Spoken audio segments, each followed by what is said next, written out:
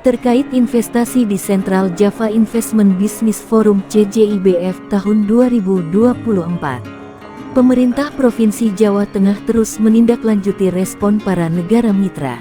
Perwakilan 17 negara mitra diantaranya Jepang, Korea Selatan, Taiwan, Singapura, Malaysia, Hong Kong, Tiongkok, Kamboja, Filipina, Australia, Belgia, Inggris, Belanda, Denmark, Italia, Polandia, dan Jerman menghadiri acara CJIBF tahun 2024. Sakinah Roselasari, Kepala DPM PTSP Jawa Tengah mengatakan sejumlah proyek energi baru terbarukan sangat diminati calon investor. Pemerintah Provinsi Jawa Tengah bersama dengan Bank Indonesia akan menjajaki serta menindaklanjuti kegiatan tersebut diantaranya dengan melakukan promosi investasi. Jepang dan Belanda berminat pada beberapa proyek seperti energi baru terbarukan (EBT). Serta ada juga mini hidro serta pengelolaan sampah di Demak, Surakarta, Kabupaten Magelang dan Kota Tegal. Pada tanggal 26 April hingga November tahun 2024 rangkaian kegiatan CJIBF dibuka. Adapun pembukaannya ditandai dengan penandatanganan Letter of Intent (LOI) investasi oleh PT Jiawei Indonesia PMA dan PT Perkebunan Kelapa Mackenzie PMDN Talkshow Green and Circular Economy, Market Sounding Proyek Investasi, One-on-One Meeting, serta Showcase Investasi dan Pariwisata. Adapun tema gelaran CJIBF yakni Enhancing Sustainable Growth Through Green and Circular Economy. Sekitar nilai totalnya Rp47 triliun sejumlah proyek telah ditawarkan masuk diantaranya dalam sektor sustainable renewable energy, agrikultur hingga pertanian.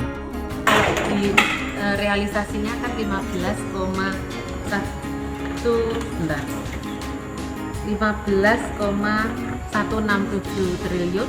Ini kalau dilihat dengan targetnya yang kami di target 77,43 triliun ada di 19,59%. Dan perlu kami sampaikan bahwa angka ini berasal dari LKPM, laporan kegiatan penanaman modal, yang berasal dari perusahaan asing dan perusahaan dalam negeri, belum yang termasuk usaha mikro kecil. Padahal Jawa Tengah itu usaha mikro kecilnya cukup tinggi juga. Tapi dari Kementerian Investasi dan BKPM untuk usaha kecil, mikro kecil ini akan dirilis per semester. Jadi nanti di bulan Juli itu gambaran realisasi investasi yang sesungguhnya karena semua sektor masuk. Nah ini yang triwulan pertama ini hanya PMA dan BND. Dan kami juga optimis nanti targetnya bisa tercapai. Dan pastinya ini menunjukkan bahwa gairah investasi di Jawa Tengah ini luar biasa. Kami mengharapkan juga dengan berbagai kegiatan promosi investasi, kemudian banyaknya relokasi ke Jawa Tengah, termasuk juga kemudahan investasi, layanan kami yang prima, ini akan semakin mempercepat investasi-investasi yang masuk ke Jawa Tengah. Dan pastinya dengan investasi ini akan meningkatkan perekonomian Jawa Tengah, mengurangi pengangguran, kemudian juga mengurangi angka kemiskinan. Kemudian investasi seperti apa Bu yang diberikan sama insentif yang diberikan oleh Jawa Tengah?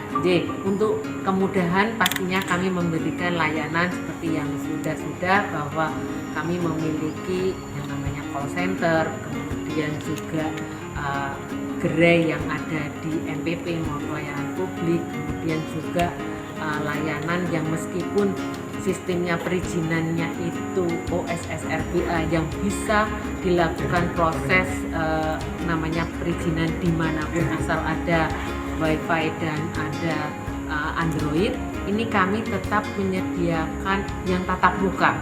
Tatap muka dibutuhkan ketika para calon investor ini ingin menanyakan langsung, makanya kami siap dengan layanan di front desk kami di depan.